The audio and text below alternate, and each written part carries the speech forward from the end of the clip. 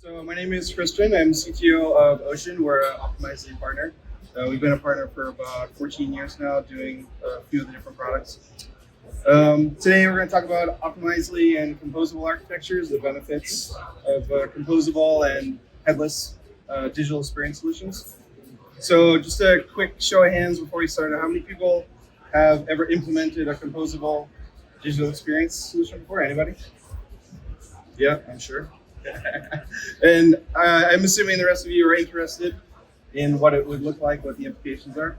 So, okay, so first I want to just get started on talking about what some of the benefits are of doing a composable digital experience solution. So from our customers, what we're hearing, the biggest reason that they want to use composable DXP is that they want to improve their page speed scores. So we all know Google uses Core Web Vitals, which are based on user statistics to determine whether they're going to boost your page versus a competitor's page higher in the page rankings. So the closest approximation we have to what Google actually uses inside their algorithm is the page speed insights. And so one of the key things that customers are trying to do is boost that page speed insight score, get it higher, and ultimately improve their search rankings, improve their SEO. So this is the key reason that we hear customers wanting to use this type of architecture. The second most important reason that we hear customers is they want to be able to choose best of breed for a particular solution. So like you might have your personalization engine, your DAM, your commerce. You want to be able to choose the best one in the marketplace that fits your specific requirements. And so using a composable solution, it makes it a little bit easier for you to do that. Also, improving your user experience is a key thing customers are trying to do. Removing your vendor lock so that you can replace, if you're not happy, you outgrow your requirements on your commerce, you can replace it more easily. And also, some customers have really large teams. They have a large number of developers on both the front end side and the back end side, and they want to separate them so that they don't, when they're working, they don't impact each other. Composable is a good way to do that. So some reasons why customers might not want to use composable, and this is based on what we've done in the past. So your editor tooling, when you use a composable system, can sometimes be downgraded. So your editors, if they're used to doing things a particular way, they're used to having the ability to change layouts, to add components on their own. They might not be able to do that as easily anymore in a composable solution. So they might require to call a developer up and ask them to do something if they decide that they need a new page that looks 90% the same but has a new column in it or has a new component. Whereas before traditional architecture, they might have been able to do that on their own with the tools that the development team has given them. In a composable solution, they might not be able to do that. Also, with all of these additional pieces of the puzzle now, you've got everything kind of separated. It's not all built in one. Like the DXPs of old, there's a lot more complexity in the system overall. So you've got a lot more pieces. They're all working together. If something goes wrong, how do you know where it's going wrong? Is it is it your personalization that caused an outage? Is it your commerce that caused an outage? So that can be more challenging.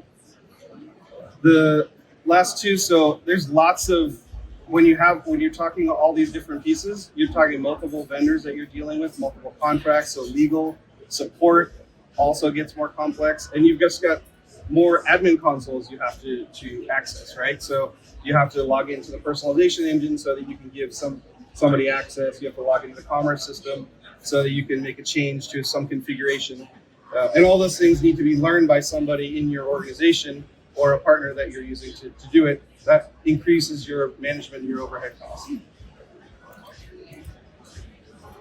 So back onto the performance as being the primary rationale for going to a composable solution.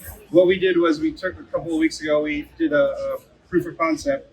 We took the Alloy website, if you guys are familiar with Optimizely CMS, you know the Alloy website. It's a demo site from Optimizely. It's really easy to pick up and get installed. We put it out on one of our cloud servers, made sure it was working, and then we enabled that instance for headless. So in order to enable Optimizely for headless, right now, what you need to do is you need to install the content service plugin, do some configurations, and then boom, you're ready to go to build a headless website on your Optimizely platform. So the new forward looking is that that's all going to be graph now, Optimizely graph. But before that, we have to do it this way. So that's what we did. And then we built a head. The head is essentially JavaScript, CSS, and HTML that looks exactly like the Alloy website, but hitting the web services on that cloud instance of Optimizely.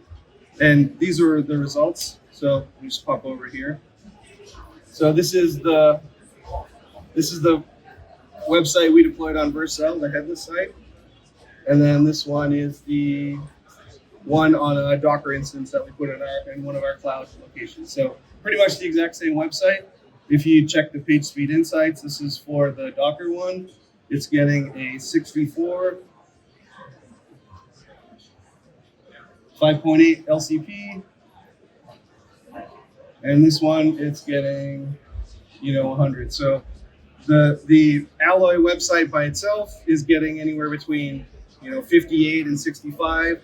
And then the one that's a headless website, it's hitting, I want to stress that content is from the exact same instance of Optimizely. So if you were to make a change in that Alloy website on the Alloy Meet page, it would show up on both the Alloy, the traditional website, as well as the headless website. So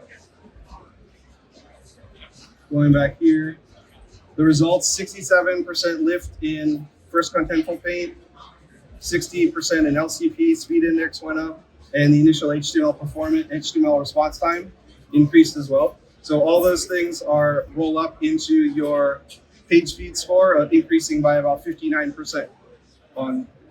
There's no other changes, the exact same content, the exact same images. Images aren't optimized or anything. All we did was build it into a headless website and deploy it out on Vercel. Now it's not Vercel either. It could be deployed on anything, right?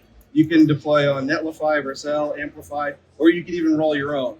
The key is that you're building it in a headless architecture using some of the techniques and technologies that we have available to build now that we're building composable solutions.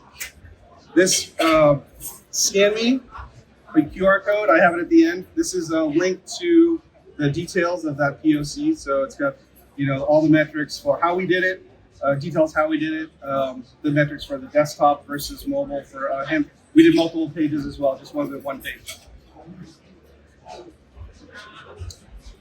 So how do you know if Composable is right for you for your digital experience solution? Well, are the page speed scores really important to you? Because that's what we see as the primary rationale for movement here. Your SEO has to actually be impacted by your page speed scores, and your SEO has to matter to you. Some customers, their search engine results rankings don't actually matter. If you're a big brand, companies are coming to you, they're not actually searching for you on Google, and so maybe it doesn't matter. You could build a traditional digital experience solution. However, if your editors are more higher touch, they need to have more autonomy to be able to do things without developers. They'll also have more layout control. They'll have more content type control as well within the CMS. They need to be able to do things like decide URLs. That's going to be easier to do in a traditional model versus a composable model. Also, another key thing is you might be a company that has a lot of existing integration. So if you're integrating into your ERP or your PIM or something like that, and you've already got pre-built stuff that's ready to go, it's going to be harder to expose that into a composable architecture than it is to potentially put it inside a traditional architecture. The composable one, you'd have to wrap it all in a web service and then expose that web service out publicly so that you can access it basically from your head. Okay, so I'm using a lot of terms that I don't know if you guys know what I'm talking about when I say head, but let me try to go and explain a little bit more detail about what it would be like to do traditional architecture versus composable. So in the traditional architecture, maybe if you're familiar with Optimizely, you're building your pages inside of the Optimizely CMS. So your templates, your presentation happens inside of the CMS. So you're writing C# code in there to do any integrations you need to do. But ultimately, that DXP is the one that's constructing the HTML and sending it back to the browser. And that's key. You might be doing integrations in through the back end, or the DXP might have the functionality in it. Like maybe the personalization came within the DXP, or maybe you used a separate package outside and you integrated it in. Sometimes the integrations happen on the back, sometimes they happen on the front. But the key is that the HTML comes out of the DXP and gets sent to the browser. And so when we want to scale this solution, when we want to make it perform better, we're talking about adding instances on the delivery side, on the DXP, adding more resources to that server, adding more instances, and it's a single cluster throughout the entire world, right? So if somebody in Asia needs to hit that server, they're going to where that server is, where that location is inside of the data center in the East Coast or the West Coast, wherever it is. So when we do a composable architecture, it's different. We build the head, what we call the head, which is the HTML, the CSS, and the JavaScript. It's completely separate from all of the other pieces. So that component can then be deployed, pushed out to an edge network, and it's closer to the browser. So it's on a CDN that's global, and when the user asks for the page, they're getting it from a local location. So the head then is the one that aggregates all the information. That's the composability of the solution. They're pulling it all together inside of that head. Your personal information from your personalization engine, or your CDP, or your DAM, all gets aggregated at the head through GraphQL web services that are accessed. And in Optimizely's case, it's all going to be through the new Optimizely graph layer that we're accessing all that information now. So another key when we're building this head is that it's possible for you to build this architecture, but build it in such a way that it does not actually improve your page speed scores, right? So that's possible. There's techniques that we use inside of the head, something called static site generation, that makes it so that when we do that deploy out to that edge network, we're ripping those pages statically, so that when the user accesses them, they're accessing them instantaneously, and that's where you get the improvement, the lift in your response time for the end users. So let's say that you're going to do this composable architecture. What are the questions what's going to happen when you're actually implementing? You're going to be saying things like, oh, I need to add some personalization into my website. So then your development team is going to come to you and say, okay, well, we're in this headless solution now. What we need to do is we need to go and choose a SaaS vendor that already has this functionality that we can pull into our website and has an exposed API that's available for us to leverage, right? So you can't just use anything you want anymore. You now need to find something that has an API and that is the right fit for your business. So you're going to be talking about new purchase agreements, new accounts that you need to set up so that you can pull in those new features into your website.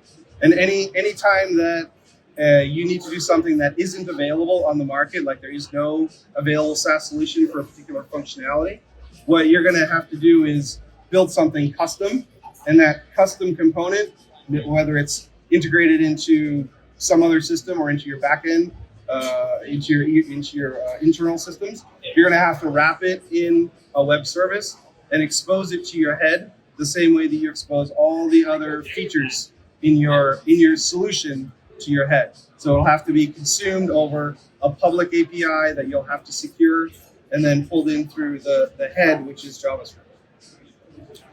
So those are the kinds of conversations that will be different versus if you did a traditional architecture. You'll start talking more about new vendors that you need to include in the mix.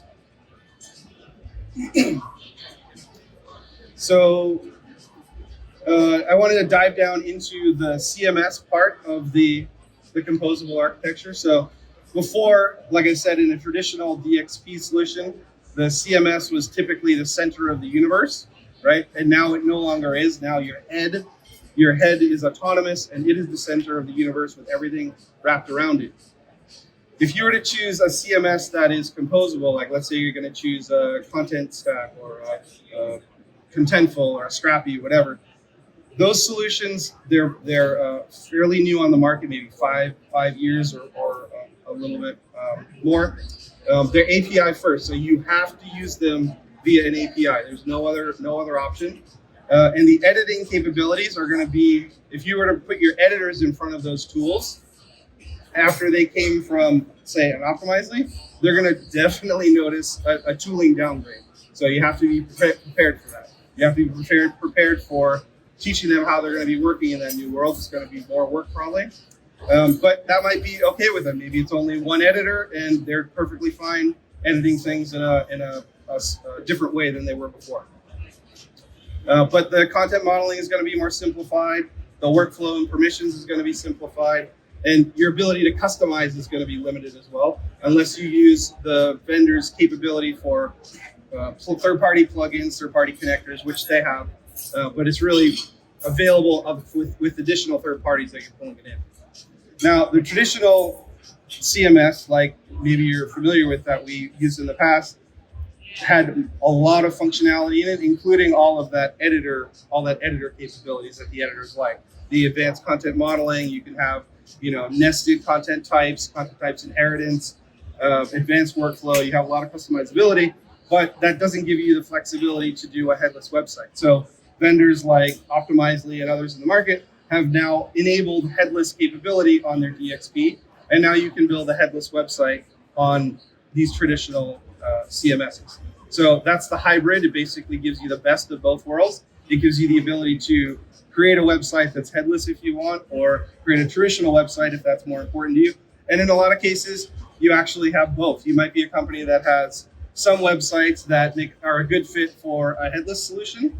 So you have your DXP supporting your headless experience. And then you might have editors who require more touch. They want to do more activity on the website. Maybe it's your www site. So you want to build that one traditional. And with the hybrid CMS, you have the ability to reuse your content between your headless and your headed websites. You kind of have the flexibility to do what you need to do, what makes most sense for your business.